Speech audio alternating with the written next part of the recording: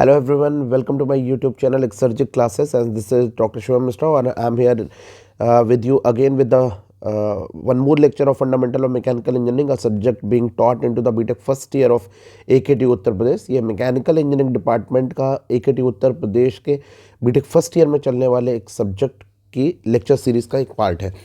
मैंने इसके ऊपर काफ़ी वीडियोस बना दिए हैं और ये अब मैं दोबारा से एक नए वीडियो में वेरिग्नॉन्स थ्योरम मैंने प्रीवियस लेक्चर में डिस्कस किया था, अब उसी के पार्ट को एक्सटेंड करता हूँ। मैं अब coplanar non current concurrent force system के बारे में डिस्कशन करूँगा, प्लस मैं उससे रिलेटेड कुछ अच्छे न्यूमेरिकल्स को डिस्कस करूँगा।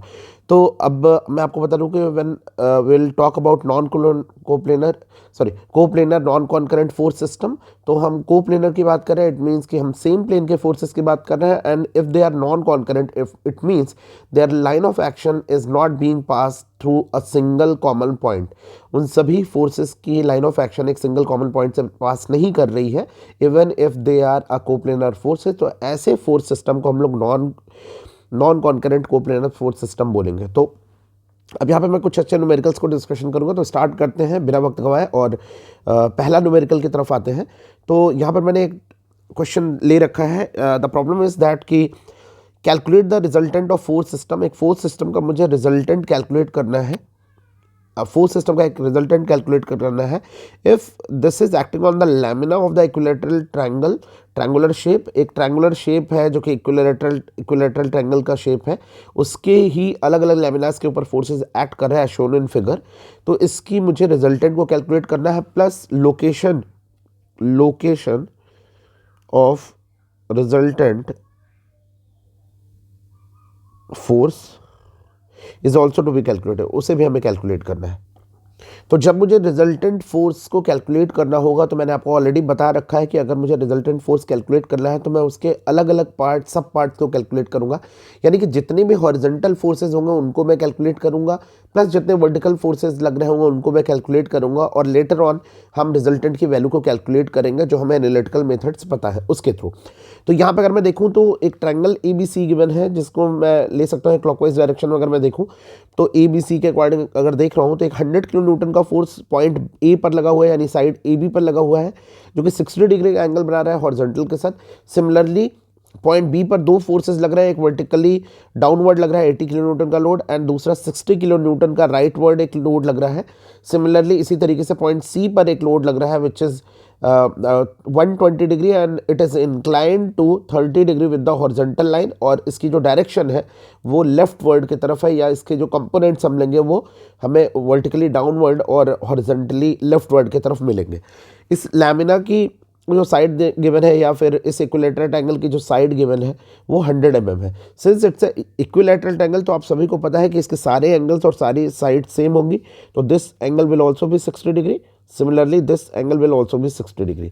यहाँ पर हमें सारे फोर्सेस की कंडीशंस गिवन है। तो सबसे पहले हम रिजल्टेंट फोर्स को कैलकुलेट करने के पहले फर्स्ट ऑफ ऑल सारे हॉरिजॉन्टल फोर्सेस का समेशन कैलकुलेट करते हैं। तो will start our solution with the same. So let's first calculate this fx value. This fx value is to be calculated, और इस fx को या सारे हॉरिजॉन्टल फोर्स को कैलकुलेट करने के पहले मैं आपको एक साइन कन्वेंशन बता दूं, जो कि मैंने पहले भी बताया था कि अगर कोई फोर्स राइट वर्ड एक्ट करता है, किसी एक ओरिजिन पॉइंट के राइट वर्ड एक्ट कर रहा है, तो हम इसे पॉजिटिव कंसीडर करेंगे। सिमिलरली अगर कोई फोर्स वर्टिकली अपवर्ड एक्ट करता है तो हम इसे पॉजिटिव कंसीडर करेंगे, यानी कि फर्स्ट क्वाड्रेंट प्लस प्लस बनाता है।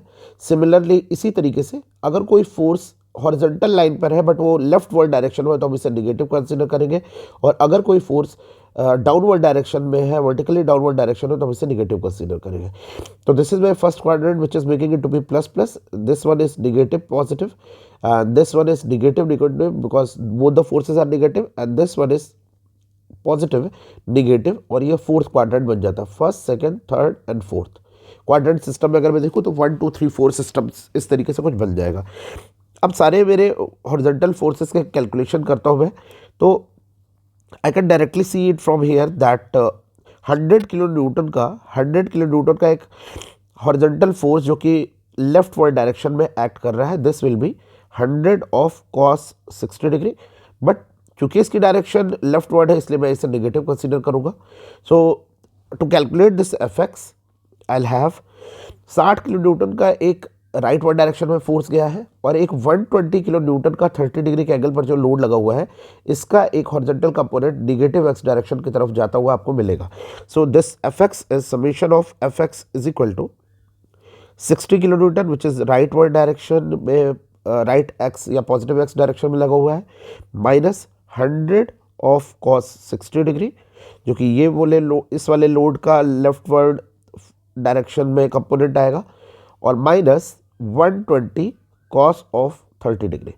This is the summation of all the horizontal forces acting on this equilateral triangle. और इसका जो समेशन की वैल्यूज आएंगी, ये वैल्यूज आती है 93.9 किलो न्यूटन.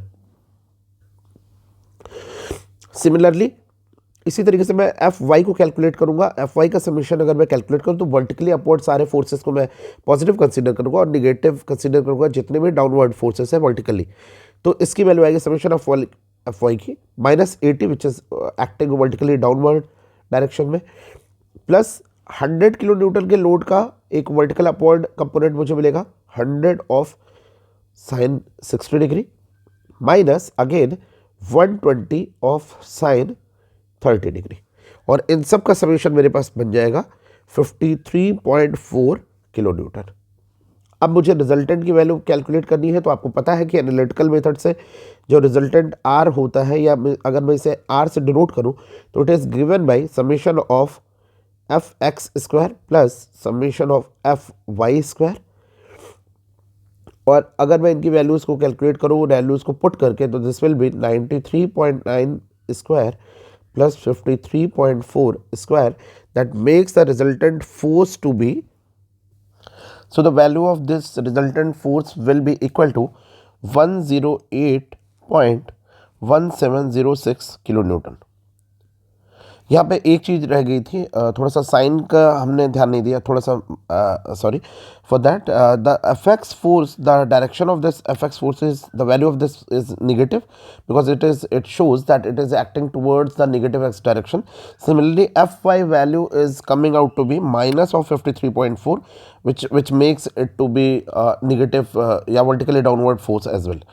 अगर यहाँ से मुझे मिल गई रिजल्टेंट फोर्स की value, if I need to calculate the direction, अगर मुझे डायरेक्शन कैलकुलेट करना हो, so that will be tan inverse of summation of F Y divided by summation of F X. So from here I can get the value of alpha. Alpha will be equal to summation tan inverse of summation of fy divided by fx, and the angle will be equal to 29.62 degrees. 29.62 degrees.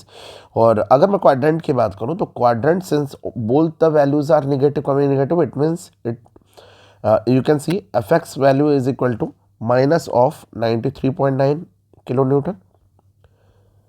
Similarly fy value is equal to minus of 53.4 kilo newton, minus of 53.4 kilo Newton.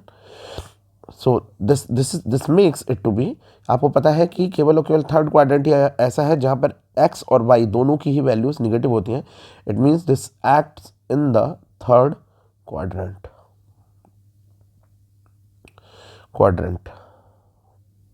Third quadrant. So this is how we can get the values of resultant force as well as the angle at which this resultant force acts. So let's discuss one more problem on coplanar non-current force system. तो एक अपने पास एक question और given है, that system of force acting on a bell crank. एक bell crank lever given है आपके पास, और उस जैसा कि आपको डायग्राम में शोन है उसके ऊपर कुछ फोर्सेस लगे हुए हैं. Determine the magnitude, direction and location of the point of application of the resultant force with respect to point O. तो आपको पॉइंट ओ के रिस्पेक्ट में, जो कि ये पॉइंट है, इसके रिस्पेक्ट में आपको रिजल्टेंट फोर्स का मैग्नीट्यूड बताना है, डायरेक्शन बतानी है और लोकेशन बतानी है कि वो पॉइंट ओ से कितनी दूरी पर लगेगा और किस मैग्नीट्यूड का लगेगा. तो चलिए इस क्वेश्चन को सॉल्व करते हैं. जब आपको डायग्राम गिवन है तो आप देख सकते हैं यहाँ पर डायग्राम में सारी चीज़ें मैं क्लियर कर दूँ कि एक 1000 न्यूटन का एक लोड लग रहा है जो कि वर्टिकली डाउनवर्ड है. इसकी इस पॉइंट से let's consider this point to be A. अगर मैं इसे ए पॉइंट कंसीडर करूँ, इसे बी और इसे आपने ओ ऑलरेडी कंसीडर कर रखा है, इस पॉइंट को मैं सी लेता हूँ और इस पॉइंट को डी लेता हूँ, तो आप क्लियरली देख सकते हैं कि पॉइंट ए से 150 mm के डिस्टेंस पर एक 1000 न्यूटन का लोड लगा हुआ जो कि वर्टिकली डाउनवर्ड एक्ट करता है। उसी पॉइंट बी से 150 mm के डिस्टेंस पर एक पॉइंट ओ है जहाँ से मुझे रिजल्टेंट फोर्स की वैल्यू को फाइंड आउट करना है। उसके बाद 150 mm का एक इंक्लाइंड क्रेन आपको गिवन है, यहाँ पर दिख रहा है, जिसमें कि पॉइंट सी से ओ की डिस्टेंस है 150 mm और सिमिलरली पॉइंट सी से डी की डिस्टेंस भी 150 mm गिवन है। तो इस क्वेश्चन को सॉल्व करने के लिए, रिजल्टेंट फाइंड आउट करने के लिए सबसे पहले मुझे सारे हॉरिजॉन्टल फोर्सेस की वैल्यूज़ को फाइंड आउट करना होगा, इसी तरीके से सारे वर्टिकल फोर्सेस की वैल्यूज़ को फाइंड आउट करना होगा। तो चलिए हम स्टेप बाय स्टेप इस चीज़ को फॉलो अप करते हैं। So to calculate resultant force R, आपको दो सेगमेंट में कैलकुलेट करना होगा। सबसे पहले तो आपको सारे हॉरिजॉन्टल फोर्सेस के समेशन को कैलकुलेट करना होगा, सिमिलरली सारे आपको वर्टिकल फोर्सेस के समेशन को फाइंड आउट करना होगा। तो अगर मैं डायग्राम देखूं तो एक 700 न्यूटन का फोर्स पॉइंट डी पर या इस टॉप वाले पोर्शन पर लग रहा है, जो कि हॉरिजॉन्टली निगेटिव डायरेक्शन में लग रहा है या निगेटिव एक्स डायरेक्शन में लग रहा है, जिसे मैं निगेटिव कंसीडर करूंगा। तो सबसे पहले मैं कैलकुलेट करता हूं summation of F X, and from here sign convention मैंने आपको ऑलरेडी बता दिया है, तो उसी तरीके से उस फॉलोअप करते हुए उस साइन कन्वेंशन को I write the values minus of 700 newton जो कि एक फोर्स निगेटिव डायरेक्शन में जा रहा है, प्लस अगर आप देखेंगे तो आपके पास दूसरा एक फोर्स जो जनरेट हो रहा है, वो जनरेट हो रहा है, दूसरा एक फोर्स जनरेट हो रहा है। इस जगह पर मैंने एक वैल्यू देना भूल गया, एक और लोड लगा हुआ है पॉइंट ई के ऊपर जिसके मैग्नीट्यूड है 500 न्यूटन और ये 60 डिग्री के एंगल पर लग रहा है, 60 डिग्री के एंगल पर पॉइंट ए पर एक्ट कर रहा है। तो प्रिंसिपल ऑफ ट्रांसमिसिबिलिटी के अकॉर्डिंग लाइन ऑफ एक्शन को बिना चेंज किए अगर और बिना फोर्स के मैग्नीट्यूड को चेंज किए अगर मैं सेम लाइन ऑफ एक्शन को फॉलो अप करूं तो मैं इसी 500 न्यूटन के लोड को कुछ इस तरीके से दिखा सकता हूं। तो this is my 500 Newton load और अब ये लोड ये एंगल बना रहा है 60 डिग्री का, बिकॉज ये ऑल्टरनेट एंगल है। आप देख सकते हैं यहाँ पे सेम लाइन ऑफ एक्शन को मैंने फॉलो किया और मैंने उसकी वैल्यूज को भी चेंज नहीं किया है। इट मीन्स कि मैं वो डायरेक्टली रिप्रेजेंट कर सकता हूँ। सो अगर इससे मैं देखूँ तो एक मेरे पास लोड और जनरेट होता है जो कि 500 का कॉस कंपोनेंट जनरेट होगा राइट वर्ड डायरेक्शन में। सो this will B 500 cos of 60 degree which will act towards the right hand direction. और इन दोनों के अगर वैल्यूज़ को फाइंड आउट करूँ, मैं इनका रिजल्टेंट एफेक्ट्स को कैलकुलेट करूँ, तो this value comes out to be minus of 450 newton. आपको माइनस 450 न्यूटन का फोर्स और आप एक वैल्यू मिलेगी आपको। सिमिलरली मैं इसी तरीके से समेशन ऑफ एफ वाई को कैलकुलेट करूँगा। अभी अगले स्टेप में मैं आपको बता रखा है कि how to calculate. So summation of F Y can be given as summation of all the vertically acting forces.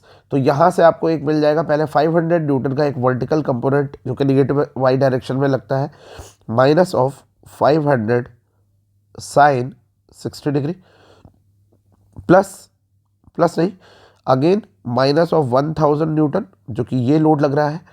इसी तरह से माइनस ऑफ 1200 न्यूटन लोड जो कि एक्ट कर रहा है पॉइंट सी पर वर्टिकली डाउनवर्ड डायरेक्शन में।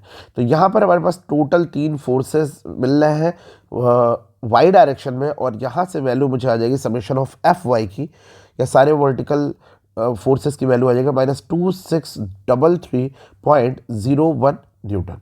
तो यहाँ से मैंने समेशन एफ एक्स कैलकुलेट कर लिया, समेशन एफ वाई कैलकुलेट कर लिया। अब अगला स्टेप है कि सबसे पहले चीज़ जो पूछी गई थी वो था magnitude of this resultant force. So magnitude को कैलकुलेट करने के लिए let's write it like R is equal to summation of F X square plus summation of F Y square. Values को लिख लेता हूँ, under root of minus 450 square plus minus 2633.01 square which is again equal to 2671.187 newton. ये resultant force की value आ गई या magnitude आ गया। तो this is the first part which was asked और मैग्नीट्यूड की वैल्यू आ चुकी है। अगर आप यहाँ से देख रहे हैं तो आपको एक चीज़ और दिख रही है कि समेशन ऑफ एफ एक्स की वैल्यू है माइनस 450 न्यूटन और समेशन ऑफ एफ वाई की वैल्यू है माइनस 2633.01 न्यूटन। यहाँ से एक बात ये क्लियर है कि जो फोर्सेस का रिजल्टेंट आ रहा है resultant that acts in third quadrant, क्योंकि वही एक क्वाड्रेंट है, वही थर्ड क्वाड्रेंट ही एक ऐसा क्वाड्रेंट है जहां पर आपको x और y दोनों की ही वैल्यू निगेटिव मिलती है. So this is your F Y, यानी 2633.01 न्यूटन, और दिस इज योर -450 न्यूटन, जो कि हाइट है. तो रिजल्टेंट वैल्यू अगर मैं कैलकुलेट कर लिया मैंने, तो रिजल्टेंट कुछ ऐसा आएगा. अब बात करते हैं एंगल की. So this will be tan inverse of alpha will be equal to tan inverse of summation of F Y divided by summation of F X, और इसकी वैल्यू आ जाएगी 80.3 degree. 80.3 degree in third quadrant. It means आपको horizontal के साथ 80.3 degree का resultant दिखाना है, और इस रिजल्टेंट को मैं कुछ इस तरीके से दिखा देता हूँ. रिजल्टेंट को मैं कुछ 80.3 डिग्री का एंगल बनाता हूँ, कुछ ऐसा दिखाता हूँ. सो this is my resultant R, और जिसकी वैल्यू आई है 2671.18 न्यूटन, और ये एंगल बना रहा है 80.3 डिग्रीज का. चलिए, तो दो चीज़ हमने कैलकुलेट कर ली. पहले तो डायरेक्शन कैलकुलेट कर लिया, दूसरा मैग्नीट्यूड कैलकुलेट कर लिया. अब आ जाते हैं third part, which is your location. Location calculate करता हूं मैं अभी.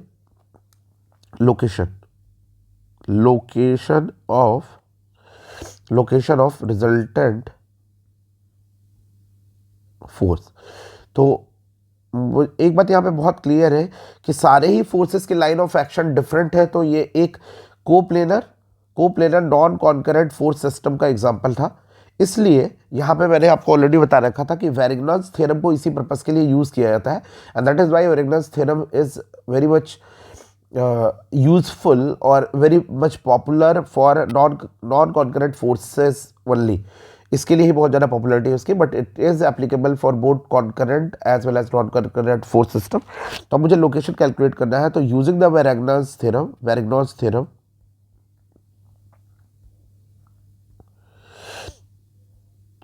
थ्योरम को यूज़ करते हुए मैं इसे कैलकुलेट करूँगा.